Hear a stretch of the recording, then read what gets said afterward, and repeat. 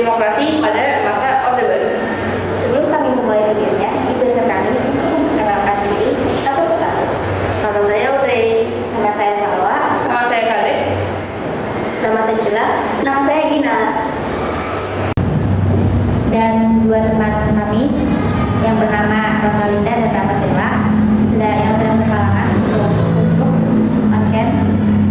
Mau menyaksikan? Selamat menyaksikan. Halo semuanya, selamat datang di podcast Ngobrol Sejarah. Hari ini kita akan membahas salah satu peristiwa penting di Indonesia, yaitu era masa Orde Baru.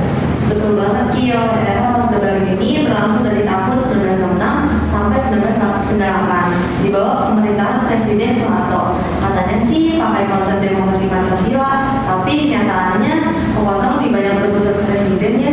Iya, padahal semestinya kan jalan musyawarah mufakat, tapi pada praktiknya banyak kebijakan yang sifatnya sentralistik banget. Nah, kalau ngomongin soal latar belakang, jadi sebenarnya masalah ini tuh dilatar belakangi oleh tiga tuntutan, namanya itu Tritura. Ya pada peristiwa ini dibawa oleh Angkatan 66 atau PAMI, yaitu Kesatuan Aksi Mahasiswa Indonesia. Mereka menuntut tiga hal penting. Yang pertama ada pembubaran PKI, yang kedua ada penurunan harga, dan yang ketiga ada perombakan kabinet Dwi Kornat.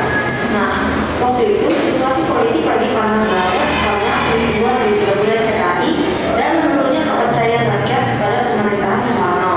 Akhirnya setelah muncul Super Smart, Soeharto mulai mengambil alih kekuasaan dan meluncurkan konsep demokrasi Pancasila. Jadi, apa aja sih sebenarnya ciri khas pemerintahan Orde Baru?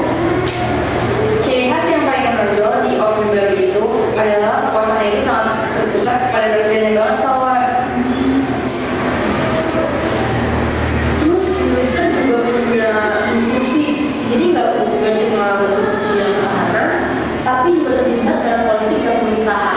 Nah, dan jangan lupa kebebasan pers dibatasi banget. Media harus tunduk sama pemerintah. Kalau ada kritik bisa langsung dibasmi. Kalau soal yang penting, itu aja ada Soeharto sebagai presiden pertama pada masa itu. Lalu ada B.J. Habibie yang sempat jadi wakil presiden terakhir sebelum akhirnya menggantikan Soekarno bekas reformasi. Nah, jangan lupa juga ada Sultan Hamengkubuwono IX. Nah, dia itu jadi kayak wapres pertama gitu loh. Terus itu juga ada Sudarmono sama Sumitro, ya Dijo Hadikusumo. Nah, beliau-beliau ini tuh berperan banyak banget dalam mengambil kebijakan dalam bidang ekonomi. Nah, salah satu kebijakan penting di masa Orde Baru adalah pembaruan kabinet Dwi Kornat lewat Kepres nomor 5 tahun 1966. Lalu ada penyederhanaan partai politik dari banyak banget jadi cuma dua partai besar dan satu golkar. Jadi pemilu pertama diadakan tahun 1971 dan dari situ Golkar selalu menang sampai 1997. Nah, selain itu juga ada kebijakan fungsi ABRI yang bikin posisi militer tuh pokoknya jadi sangat kuat banget di pemerintahan. Beberapa peristiwa besar yang terjadi di masa Orde Baru antara lain adalah pembantaian asal pasca G13 PKI, penandatanganan Super Smart, peluncuran satelit Palapa tahun 1976 sampai pendudukan di Timur Timur. Nah, terus ada juga penembakan misterius spesial Asia pada tahun 1997, kerusuhan Mei 1998, dan akhirnya kejatuhan Soeharto. Tapi ternyata demokrasi Pancasila yang dijalankan waktu itu malah tersentralisasi banget. Betul banget, Kil. Jadi apa yang wajib itu terlalu disederhanakan. Kebebasan sipil tuh kayak dibatasi gitu deh. Terus pemilunya ya bener kayak gak demokratis banget. Bahkan rekrutmen politiknya juga tertutup banget, jadi rakyat nggak punya banyak ruang buat berpendapat. Akhirnya, setelah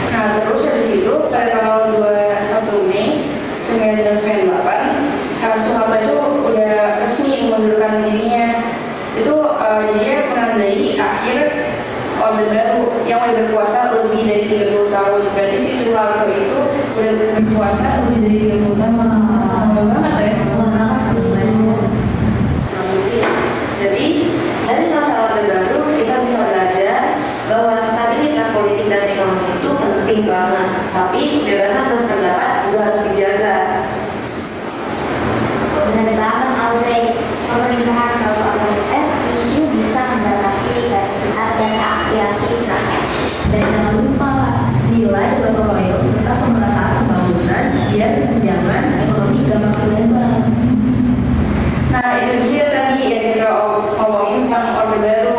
Semoga apa yang tadi kita ngomongin tentang Orde Baru ini bisa dijadikan pelajaran untuk kita semua agar sejarah